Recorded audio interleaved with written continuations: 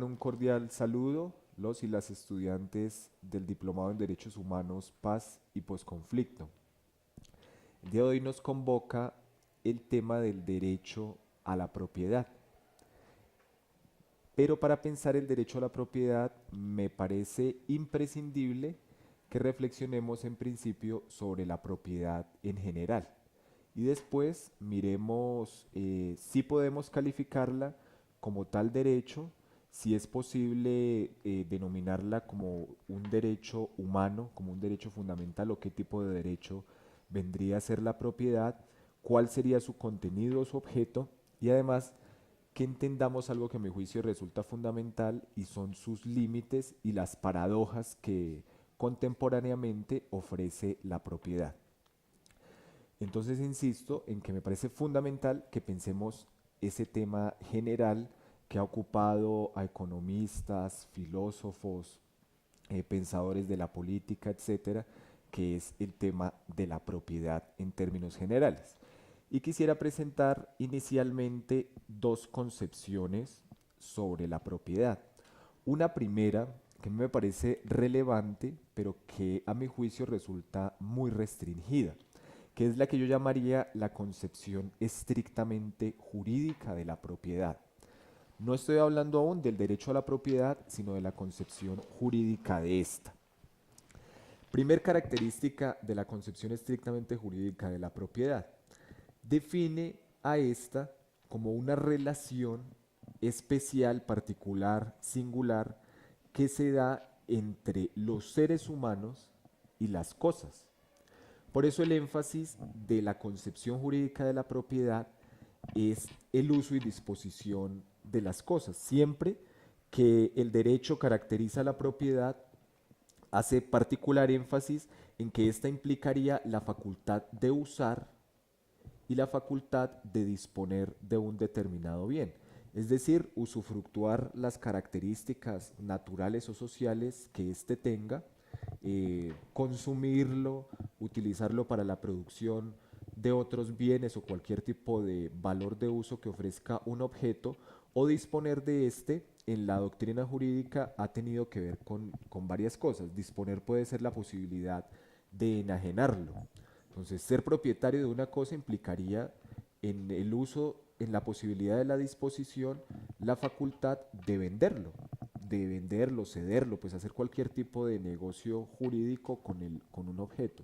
E inclusive esta concepción ha llegado a tal extremo en ese asunto del uso y la disposición, que en un determinado momento se ha señalado que el propietario tiene un derecho omnímodo y puede hacer literalmente lo que quiera con su bien o con el objeto.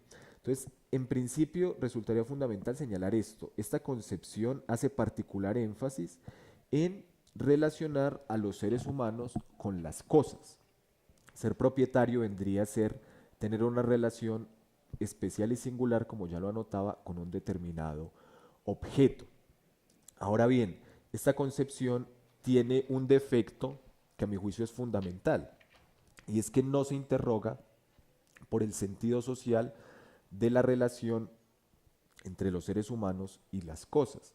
El sentido social no relativo a algo que veremos más adelante, que es la función de la propiedad, sino cuál es la razón en términos sociales para que sea posible que un ser humano se declare propietario de algo y no solo se relacione con el objeto del cual se declara propietario, sino que los demás seres humanos, a partir de las formas sociales, colectivas, jurídicas, políticas que sean, lo reconozcan como propietario. Entonces, cuando se pone el énfasis en la relación ser humano-cosa, se nos olvida la relación ser humano-ser humano que hay detrás de la propiedad. Porque insisto en esto, el asunto de la propiedad radica fundamentalmente en que esto sea respetado en términos sociales. El gran problema de la propiedad es justamente ese, que en un determinado momento puede ser reconocida como legítima, pero en otro momento puede llegar a ser impugnada y cuestionada en términos sociales.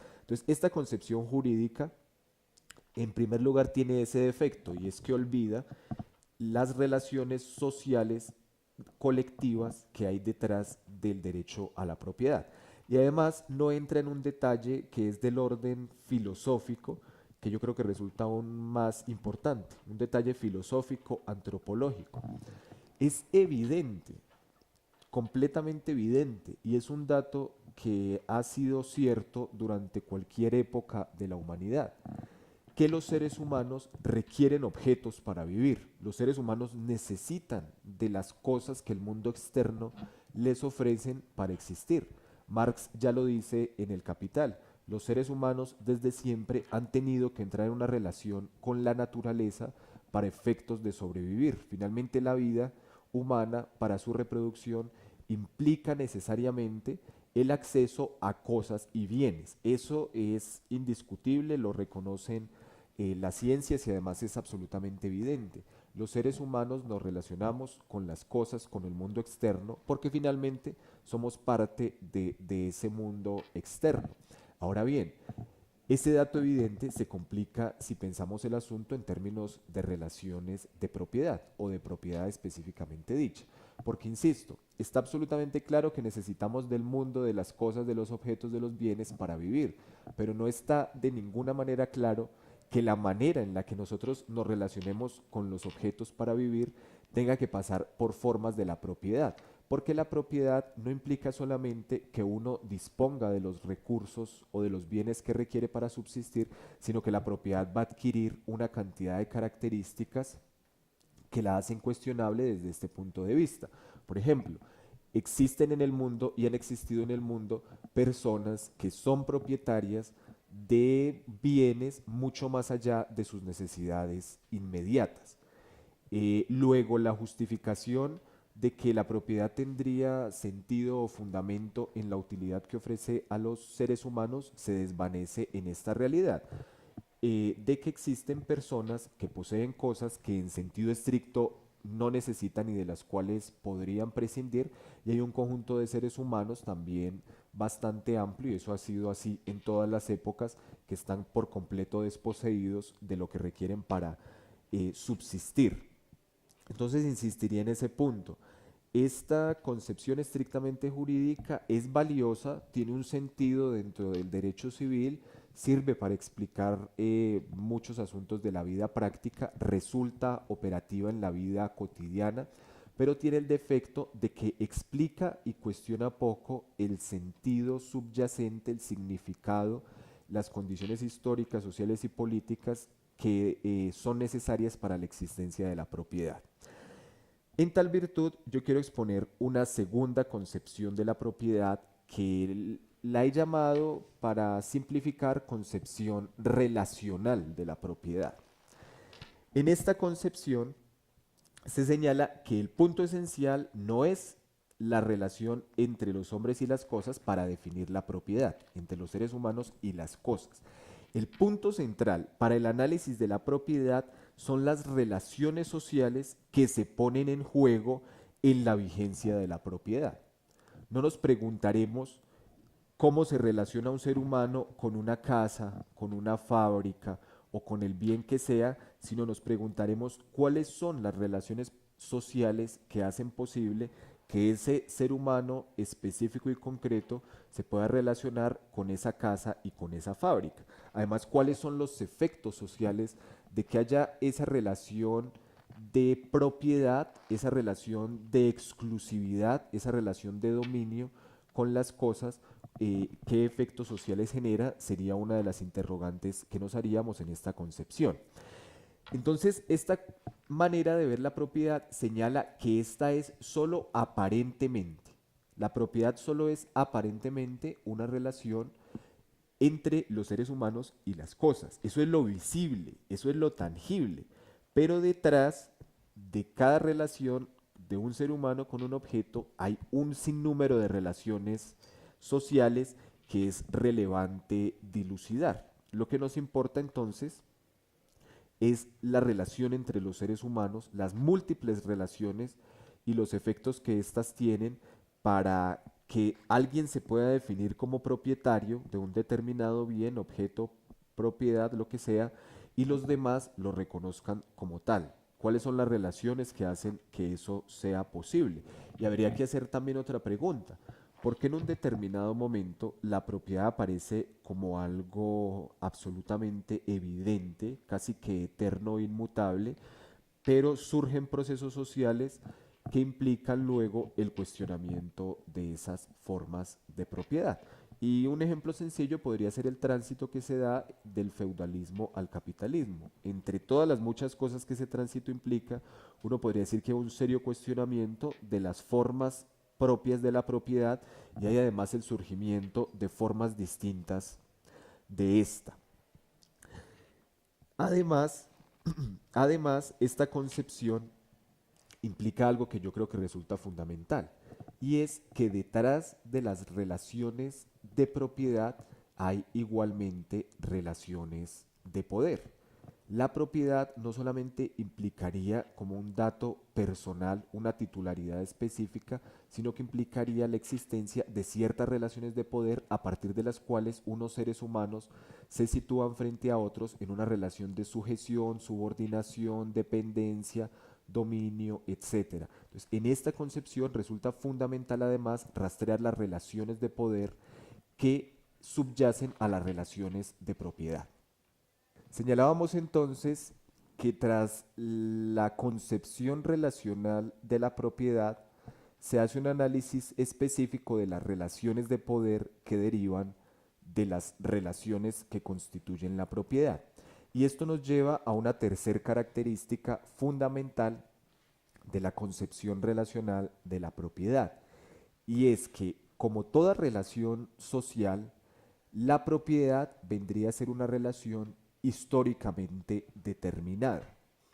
Esto querría decir que las relaciones de propiedad, como es evidente desde el punto de vista histórico, tendrían un determinado origen, un desarrollo y eventualmente un declive o unas determinadas transformaciones. Esto implicaría además que no estaríamos, cuando hablamos de propiedad, ante algo inmutable o eterno, como han querido señalar algunas doctrinas, sino que al ser un hecho histórico, la propiedad está sujeta a procesos de transformación que pueden rastrearse y entenderse a partir del análisis histórico, a partir de todas las formas que la historiografía ha configurado para el análisis. Uno puede analizar las múltiples mutaciones, transformaciones y formas específicas que la propiedad adquiere. Y a partir también, y esto resulta fundamental en un análisis posterior que realizaremos, si las relaciones de propiedad son relaciones históricas, vendrían a ser relaciones transformables a partir de la acción social y política. Es decir, este vendría a ser un ámbito que, como todo en la historia de los seres humanos, vendría a ser algo que no está del todo terminado, que siempre es pasible de nuevos desarrollos y que finalmente también es objeto de la disputa política. La disputa política influye sobre la configuración propia de las relaciones de propiedad y en consecuencia es posible y factible que algunos sectores de la sociedad se sostengan a partir de una relación específica con la propiedad. Puede pensar uno en la clase terrateniente nacional que deriva su poder político en gran medida de la detentación de la propiedad de la tierra, y se puede pensar en otras capas de la población que sitúen como un horizonte político de su acción una intervención sobre las formas específicas y cristalizadas de la propiedad. En este carácter histórico de la propiedad uno puede encontrar varios ejemplos que a mi juicio son ilustrativos de lo que estoy señalando. El tema de la propiedad de la tierra, por ejemplo, resulta fundamental. Si uno quiere entender la estructura de la propiedad de la tierra actual en Colombia, necesariamente tendrá que remitirse a procesos históricos que le mostrarán que hay unas tendencias que han hecho que las cosas se constituyan y lleguen al estado actual, y que hay unas tendencias que también han sido contrapuestas a estas formas propias de la propiedad y que finalmente gran parte de la estructura de poder y de los destinos sociales de nuestro país se juegan a partir de la manera en la que se desarrolla la estructura de la propiedad de la tierra. Y en este ámbito podríamos situar dos aspectos que resultan fundamentales para entender en este diplomado. El primero, el asunto de la restitución de tierras, que nos lleva a entender que ha habido un despojo violento en primera instancia y en segunda la disposición del Estado de resarcir las cosas al Estado que se encontraban antes de este despojo, es decir, de reintegrar a sus legítimos propietarios estas tierras. Y otro asunto que aparece específicamente en el proceso actual es la instauración de un fondo de 3 millones de hectáreas que se van a entregar a los campesinos sin tierra o con tierra insuficiente. Estos son dos ejemplos de lo que estoy señalando, y es que la propiedad se constituye históricamente. Ahora, hay muchísimos más. Uno, para entender el mundo contemporáneo, tiene que entender las formas particulares en las cuales se ha constituido el capital financiero. Es imposible entender el mundo actual sin entender las dinámicas propias del capital financiero, que están muy pasadas por su transnacionalización y por su concentración. El capital financiero es hoy hegemónico en el mundo, y esa hegemonía implica que cada vez está más concentrado en menos manos. Si uno hace un análisis en siglos anteriores, 16, 17, el capital preponderante no era propiamente el financiero. Ahora, hay una cosa también que es fundamental y singular de la época actual, y es la manera en la que se han venido constituyendo derechos de propiedad sobre el conocimiento. Eso no ha sido siempre así, el conocimiento no ha sido siempre algo que pueda apropiarse. Luego aquí una vez más aparece el carácter histórico de la propiedad, lo cual se evidencia también en la concepción relacional. Y finalmente, para cerrar con un ejemplo que pone de presente lo que he dicho anteriormente, también las múltiples concepciones que han surgido, particularmente desde el siglo XIX, que impugnan las formas propias de la propiedad privada y pretenden reivindicar, conceptualizar e instaurar finalmente en la práctica formas colectivas de la propiedad. Tenemos entonces dos concepciones de la propiedad que nos permiten reflexionar las condiciones actuales en las que la propiedad aparece, y también algunos desarrollos históricos que resultan fundamentales para entender este asunto. Por una parte, ya lo señalaba, la concepción estrictamente jurídica, que hace relación y hace énfasis en la relación entre los seres humanos y las cosas, y una mirada relacional que no excluye la primera mirada, sino que la amplía a otro tipo de ámbitos que son más pertinentes para explicar la propiedad.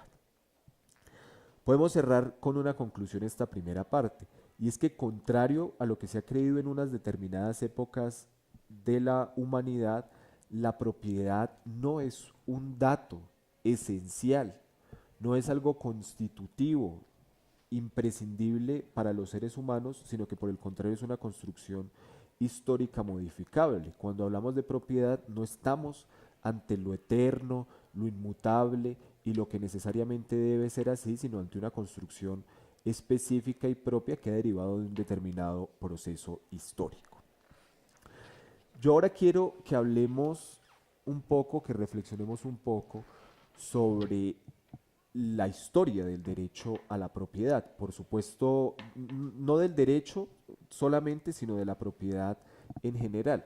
Por supuesto, el tiempo no nos dará para hacer un análisis riguroso y detallado de la historia, que ameritaría hacerlo para entenderla como es actualmente, pero sí quiero situar algunas líneas que resultan fundamentales para entender la propiedad y el derecho a la propiedad, y sobre todo para la reflexión que les proponía al principio de en qué estatus de derecho vamos a situar a la propiedad. ¿Vamos a definirla como un derecho o solamente vamos a señalarla como una circunstancia social, política y económica que bien puede transformarse? Si la calificamos de derecho, la vamos a calificar de un derecho humano, de un derecho fundamental, o qué estatus jurídico le vamos a atribuir.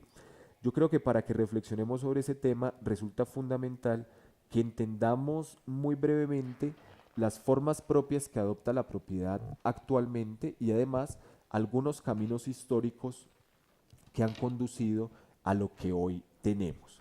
Habría que señalar en primer lugar y como algo fundamental que el mundo contemporáneo está fundamentado en la propiedad privada. Hoy hay prácticamente un consenso global, por supuesto siempre cuestionado por mucha gente, pensadores, activistas políticos. Hay un consenso actualmente sobre que la propiedad es algo fundamental para la vigencia de la sociedad contemporánea. Para seguir con un ejemplo, el proceso de paz que acabamos de vivir en nuestro país siempre se le limitó con la idea de que no se iba a tocar el modelo económico. Y el modelo económico está profundamente arraigado en la concepción de la propiedad privada. Luego resulta fundamental entender esto. Estamos en un mundo en el que la propiedad privada es algo absolutamente extendido. Ahora bien, hay que señalar también que allí se da una paradoja que ya enunciaba de alguna manera al principio. Está instaurada una forma de propiedad que pasa casi que por la racionalidad de este sistema por algo que necesariamente implica la concentración. Las formas propias de la propiedad actual, las formas características de la propiedad actual implican de suyo la concentración de la propiedad. Esto lo ha enunciado Tomás Piketty en su reciente libro El capital en el siglo XXI. Que la propiedad se concentre implica que paralelamente se da un proceso de expropiación. Esto es una paradoja, insisto.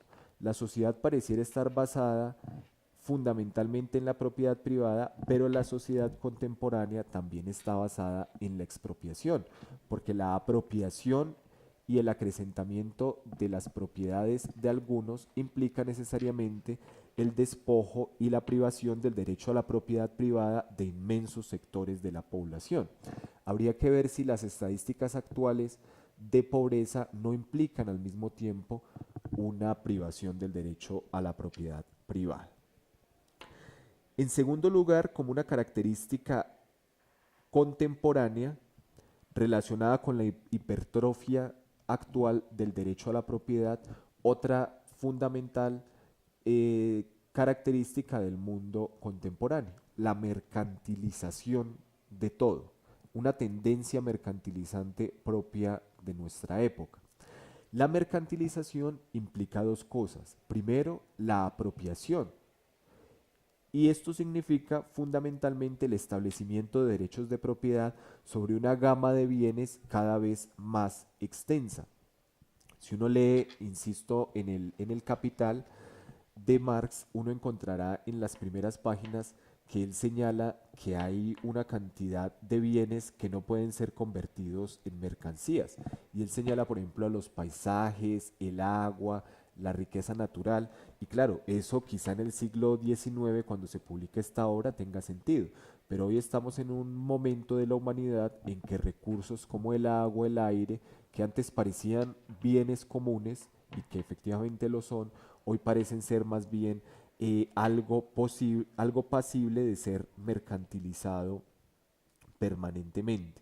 Entonces, esta tendencia exacerba la característica inicial del momento actual que les señalaba de la hipertrofia de la propiedad privada. Además, hay un detalle que yo creo que no explica del todo la situación actual, pero que sirve para entenderla. El desarrollo informático, el desarrollo tecnológico de la sociedad contemporánea facilita la apropiación y la exacerbación del derecho a la propiedad. Hoy resulta absolutamente posible delimitar milimétricamente una propiedad respecto de otras, en tanto que en otros momentos esto resultaba más bien un espacio para la disputa o para el conflicto, o lo que sucede, por ejemplo, con el capital financiero. Capital financiero, la propiedad sobre determinados instrumentos financieros es impensable sin la existencia de una gran tecnología que lo soporte. Entonces, insisto, el desarrollo tecnológico e informático contemporáneo no explica del todo la profundización de los procesos de ampliación del derecho a la propiedad, pero sí sirve para entenderlo como una condición de que esto sucediera. Ahora bien, yo quiero señalar una característica también de este mundo actual que pareciera ir en contra o matizar al menos lo que ya decía. Señalaba al principio que el fundamento básico de la sociedad actual es la propiedad privada. Habría que señalar que hay otro aspecto que nos ayuda a definir la sociedad contemporánea, que no es solamente la propiedad, sino es o está constituido por una cantidad de procesos vertiginosos a partir de los cuales la propiedad no es algo estático, sino que es algo dinámico extremadamente. Me refiero a que los procesos de intercambio de la propiedad son fundamentales para explicar el mundo contemporáneo. No estamos solamente ante una extensión de la propiedad privada en el mundo, sino que estamos también ante la extensión de unas dinámicas económicas que hacen que la propiedad cambie de mano permanentemente. Por supuesto que sigue habiendo formas lucrativas de la propiedad que pasan por detentar la titularidad de un determinado bien. Ya ponía yo el ejemplo de la tierra. Hay seres humanos en el mundo que por las razones que fueren apropian una determinada porción de tierra y se lucran de sostener esa posesión, de seguir teniendo la tierra y especulando a partir de la tenencia de la tierra.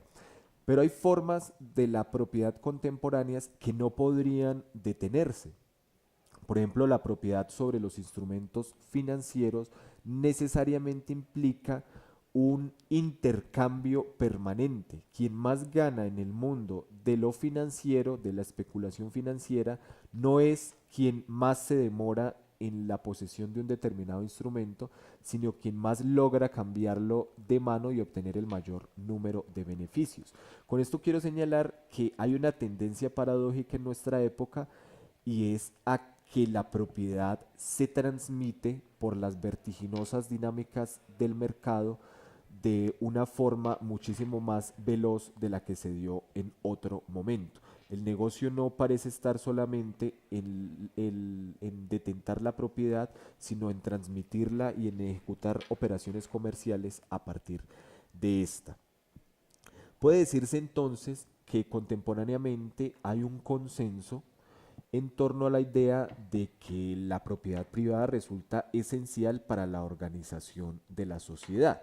No estamos actualmente a mediados, por ejemplo, del siglo XX, donde había serios cuestionamientos a la propiedad privada. Hoy no existe una porción significativa del mundo donde se cuestione y se interrogue la propiedad privada.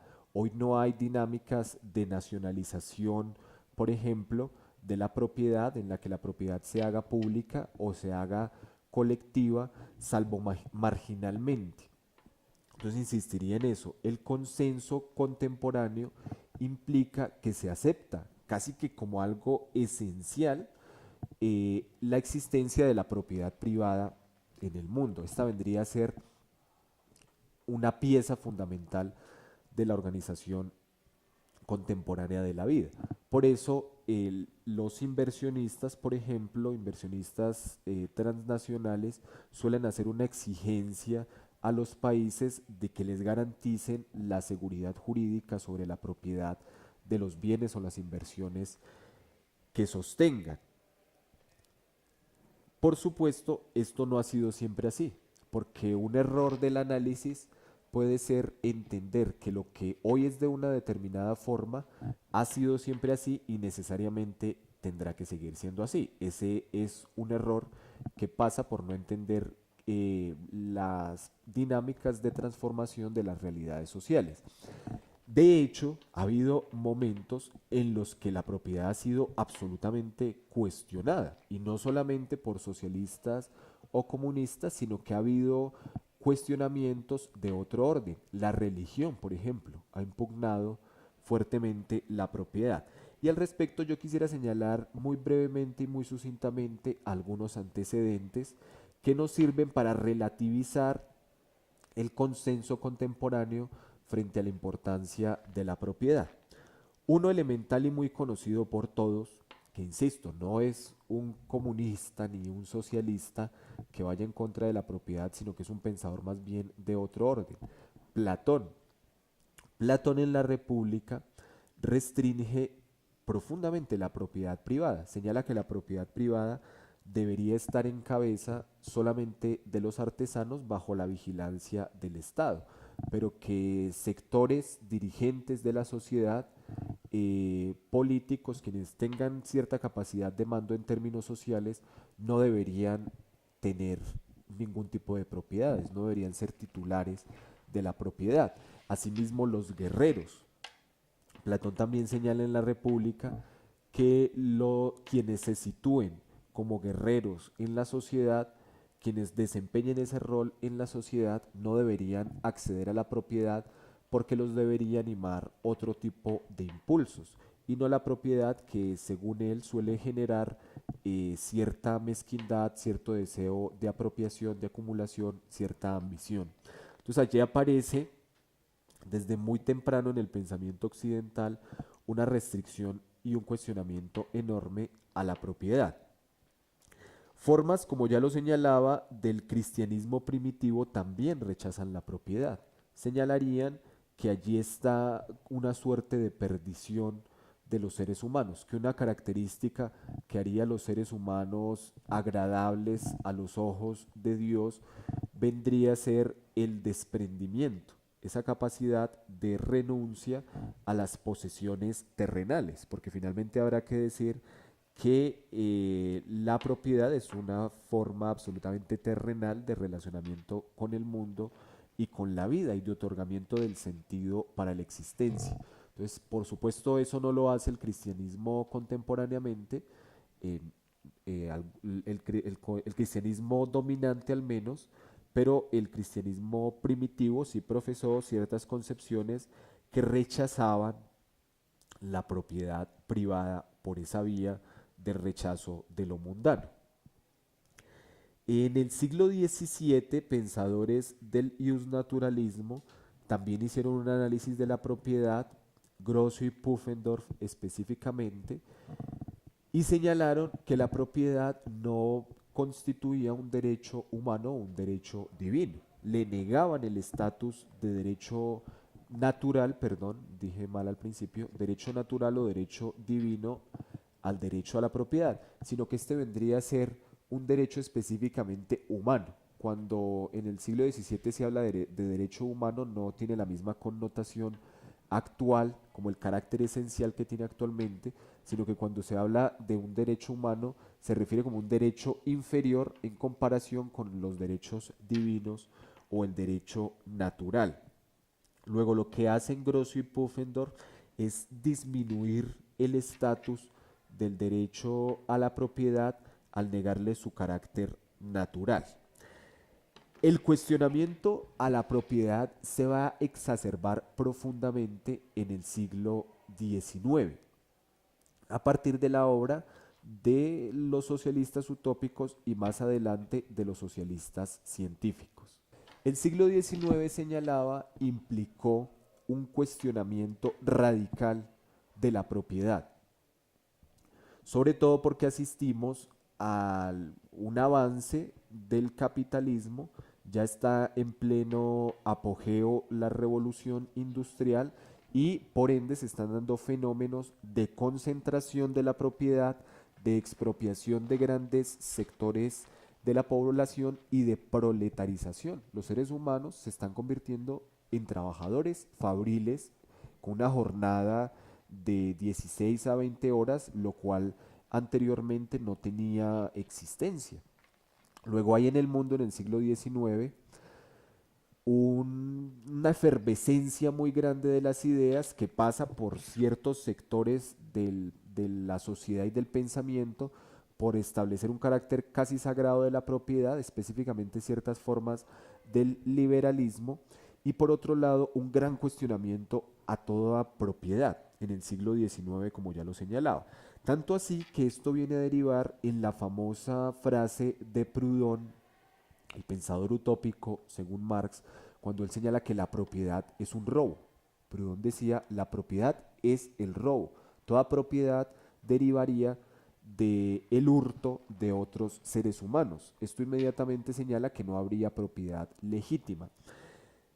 Esa crítica de los socialistas utópicos, algunos señalan que Marx superó completamente o que Marx fue contradictor de los socialistas utópicos. En sentido estricto habría que decir que por supuesto sí hubo una superación y un desarrollo profundos, pero que también hubo un reconocimiento en la obra de los utópicos. También esa fue una fuente también de la reflexión de Marx. Y Marx en esa misma línea va a señalar que el fundamento esencial de la propiedad viene de la explotación. Esta es otra manera de restar carácter legítimo a la propiedad.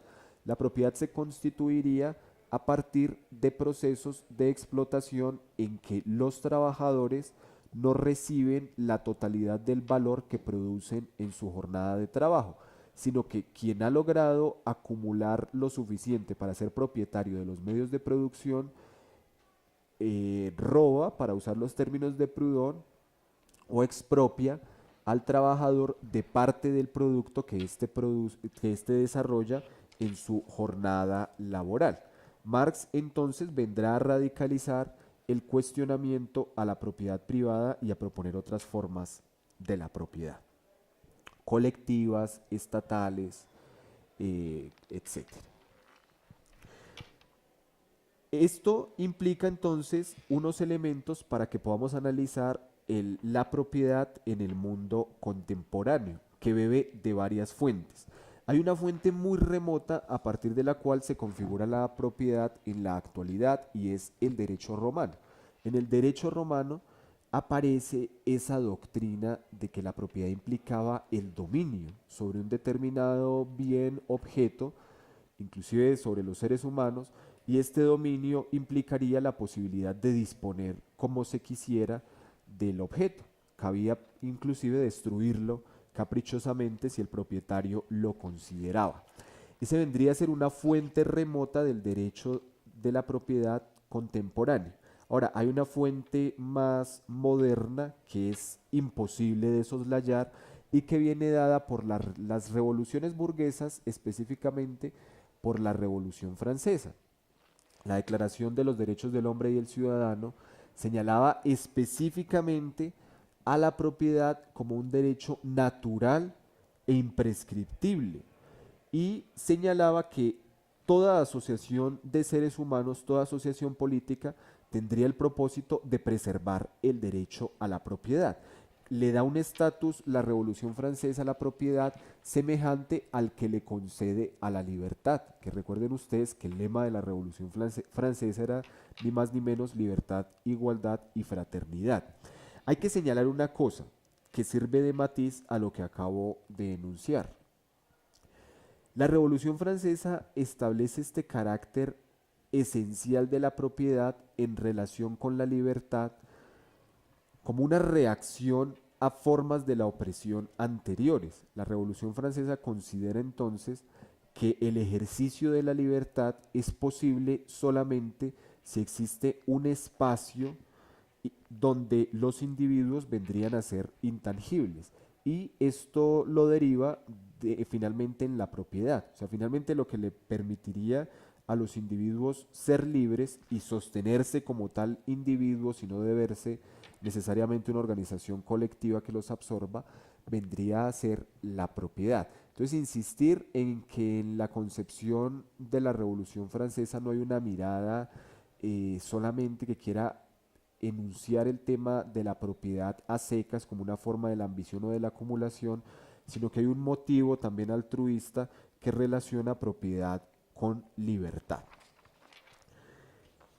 El Código de Napoleón, que fue fundamental para entender el desarrollo jurídico de Europa y del derecho privado en específico, pero también para entender los desarrollos jurídicos del derecho privado en América Latina. Recuerden ustedes que hay una suerte de trasplante normativo de ese código napoleónico a la legislación latinoamericana.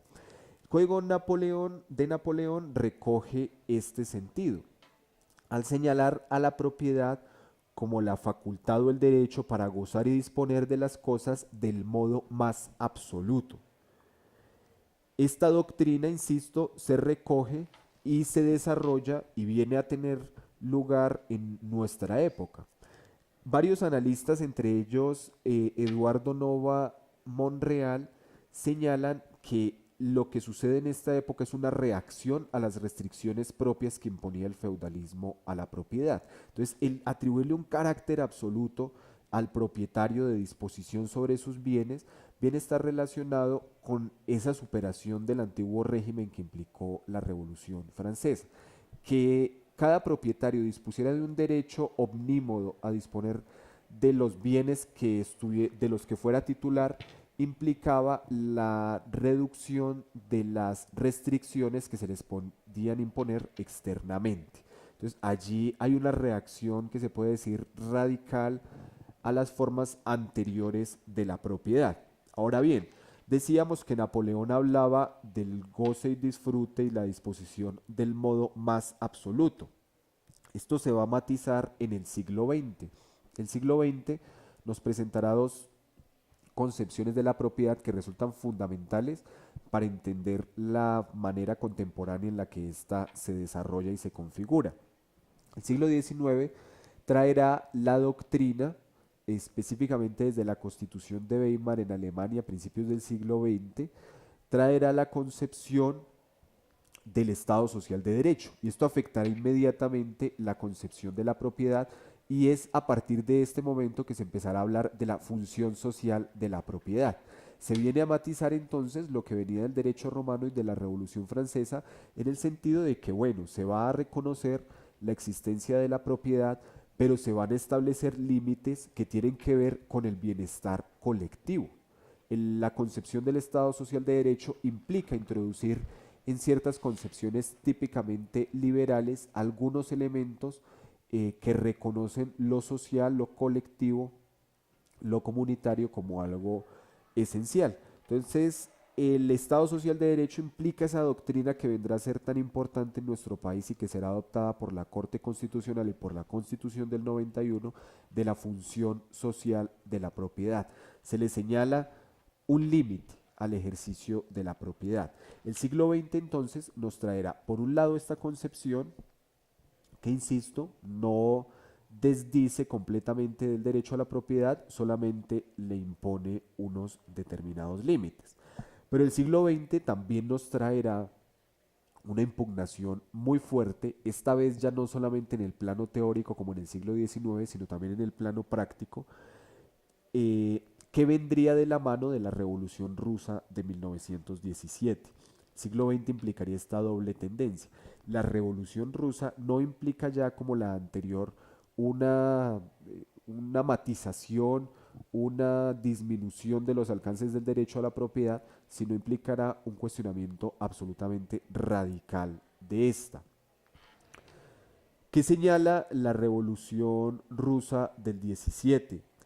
Que la propiedad privada sobre los medios de producción, es decir, aquellos que son esenciales para producir otros objetos, deberá apropiarse de dos maneras. Una, comunitaria, social, podría señalarse, que es la que se le atribuye a los llamados soviets, y otra pública, en la que la propiedad va a ser estatizada, nacionalizada. Es decir, que es el Estado como representante de la sociedad y sobre todo de los sectores proletarios, los sectores que producen, va a ser la encargada de la gestión de la propiedad. Tenemos entonces ese cuestionamiento que fue muy importante en el siglo XX, pero que a juicio mío se agotó por el fracaso, la disolución de lo que se conoció como el socialismo realmente existente y el triunfo del neoliberalismo que se inicia a partir de finales del siglo XX y que a mi juicio va a implicar una reacción contra aquellos que se atrevieron a cuestionar la propiedad privada. Estamos entonces en un momento en que, como lo señalaba al principio, el tema de la existencia de la propiedad privada o no, no hace parte en rigor de las discusiones y de la agenda de conversaciones a nivel global. Es algo como que se da por hecho porque ya no estamos en esos momentos donde había un sector muy grande de la humanidad en el que la propiedad privada no existía. Existía quizá la propiedad privada sobre los recursos personales, pero no sobre los medios de producción ni sobre los recursos estratégicos. La tendencia contemporánea a la ampliación de la propiedad privada encontrará actualmente dos formas que a mi juicio resultan fundamental contemplar para entender la propiedad contemporáneamente. Primero, en reacción a esas formas colectivizantes de la propiedad, se impone hoy la privatización. Y la privatización no implica otra cosa que la transferencia de los bienes que se consideraban colectivos, públicos o comunes a manos privadas, sobre pretexto de que la gestión privada es mucho más eficiente que la gestión pública. Y una segunda forma en la que se amplía la propiedad contemporáneamente, ya lo había señalado, es la mercantilización. Estamos en un momento en que el sistema no puede existir si no amplía el carácter mercantil a cada vez más bienes. En nuestro país lo hemos visto con toda claridad, recursos estratégicos como el agua, los hidrocarburos y ciertos minerales que son fundamentales para el mundo contemporáneo se manejan y se gestionan fundamentalmente a partir de las empresas y de la iniciativa privadas. Y otro tipo de cosas que en otro momento no se creyeron como posible de mercantilizar, como la educación, reciben cada vez más embates. Estamos entonces ante un régimen de acumulación capitalista caracterizado por David Harvey por tener como aspecto central una forma de acumulación por desposesión. Entonces insistiría, llegamos nuevamente a la paradoja de que muchos seres humanos están desposeídos para que unos pocos tengan la posibilidad de acumular grandes propiedades. Hay que retomar lo que decían varios movimientos a principios de esta década, particularmente en Estados Unidos, Occupy Wall Street, que señalaba que había un 1% que lo acaparaban todo y un 99% de desposeídos. Ahora bien, yo creo que llegamos a un punto esencial para que nos interroguemos sobre el derecho a la propiedad. Uno puede decir que son apropiables tres tipos de bienes en este panorama que hemos visto y en esta realidad contemporánea. Hay unos bienes que son personales, que son los que todo ser humano requiere para su existencia. Hay otros bienes que se caracterizan por ser medios de producción, es decir, ya lo señalaba, medios a partir de los cuales se pueden producir otros nuevos. Y hay finalmente unos recursos estratégicos, que no son ni recursos personales ni medios de producción, pero que son fundamentales para la vida humana. La pregunta que yo quiero dejar y que no quiero resolver a propósito, sino que quiero que la resolvamos en la reflexión que cada uno y colectivamente podamos realizar, es la siguiente, o más bien el conjunto de preguntas es el siguiente. Si es que existe un derecho humano a la propiedad, ¿dónde radica este? ¿En la propiedad personal, en la propiedad de los medios de producción o en la propiedad de los recursos estratégicos? A mi juicio, uno puede hablar de un derecho humano cuando habla de los bienes personales, es decir, aquellos imprescindibles para la existencia.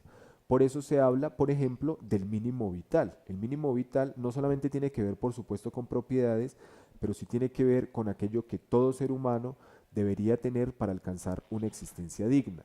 A mi juicio, si se va a hablar de derecho humano o derecho fundamental, vendría a ser en esta forma de la propiedad.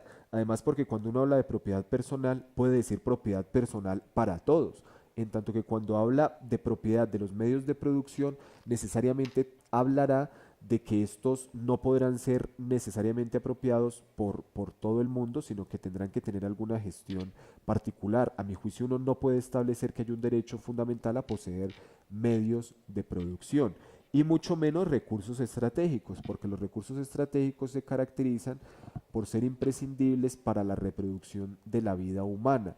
Luego nadie se podría declarar legítimamente, por supuesto, puede tener títulos que obedecen a las dinámicas actuales del sistema capitalista, pero de ninguna manera se podría decir que alguien tiene el derecho humano a explotar o apropiar el coltán, el oro, etcétera, de una determinada sociedad. Primer pregunta entonces, ¿dónde radica el derecho humano a la propiedad? Segunda pregunta, ¿cuál vendría a ser su contenido, su objeto y sus límites? Ya lo decíamos que el mundo contemporáneo ha generado sobre el derecho a la propiedad unos límites derivados de su función social. Habría que ver eso cómo se concreta en la vida práctica y además si habría que establecerle otros límites como el que ya se ha desarrollado contemporáneamente y que también aparece en la Constitución del 91 referido a la función ecológica. Que la función ecológica tiene unas consecuencias sociales, pero no solamente se reduce a este asunto. Y finalmente, ¿cómo se relaciona el derecho a la propiedad con otros derechos? Sabemos que todos los derechos son objeto de una ponderación en la que eventualmente priman unos sobre los otros. Lo que sucede actualmente es que pareciera ser que el derecho a la propiedad privada prima sobre los demás, por ejemplo, el derecho a la dignidad de algunos seres humanos. Hay empresas, por ejemplo, que han apropiado, se han hecho titulares indiscutibles de unas determinadas medicinas. Esto atenta, por supuesto, contra el derecho de los seres humanos a la salud. Habría que ver cómo se hace ese tipo de ponderación, pero yo me atrevo a pensar lo siguiente y lo planteo como una hipótesis. Hay una forma del derecho a la propiedad que ya lo dijimos, vendría a ser un derecho humano, y es el derecho a la propiedad que todo hombre y mujer tendría por el solo hecho de reproducir su existencia y de aspirar a una existencia digna. Pero hay unos derechos a la propiedad que hoy van en contra de otros derechos humanos que resultan de mayor valor. Por ejemplo, el derecho a la cultura, el derecho a la dignidad, el derecho a la salud, etcétera.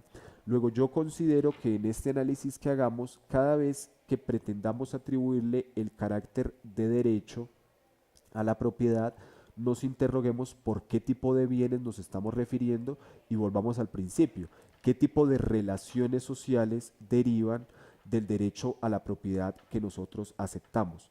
Si estamos pensando en la paz y el posconflicto, necesariamente habremos de pensar en la democracia.